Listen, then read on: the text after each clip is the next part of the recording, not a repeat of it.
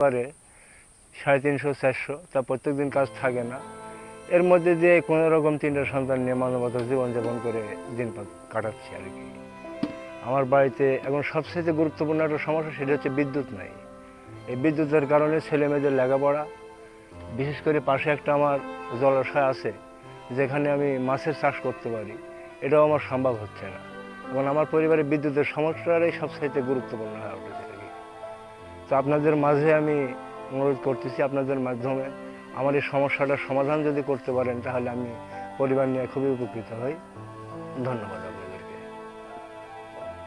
আমি বিগত মাস 6 আগে পল্লী বিদ্যুতের জন্য অফিসে আবেদন করেছিলাম।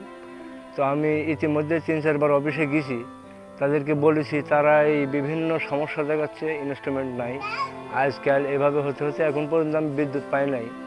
তো এটাও আমার জন্য একটা বিশাল সমস্যা। তো দেখেন, আপনারা একটু চেষ্টা করে যদি সম্ভব হয় তাহলে আমার বিদ্যুৎটা দিলে আমি পারিবারিকভাবে খুবই উপকৃত হই। 3টা সন্তান নিয়ে চলাফেরার আমার সংসারের সচ্ছলতা অনেকটাই মনে হয় ফিরে আসবে আর কি। ধন্যবাদ। আমি এর মধ্যে শুনেছি সরকার বিভিন্ন ধরনের সুযোগ সুবিধা, বিভিন্ন কার্ড মানুষকে দেয়, বিভিন্ন ভাতা দেয়। আমার পরিবার এখনো পাইনি আমরা।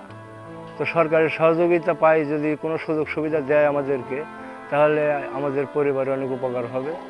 এই বিষয়ে আমি আপনাদেরকে একটু জানাচ্ছি, আমাদের পরিবারে যেন সহযোগিতা করা হয় সরকারি অনুদানের জন্য।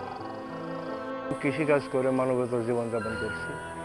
আমি এখানে মাত্র 1 বিঘেরও কম জমিতে বসবাস করি 3টা সন্তান নিয়ে।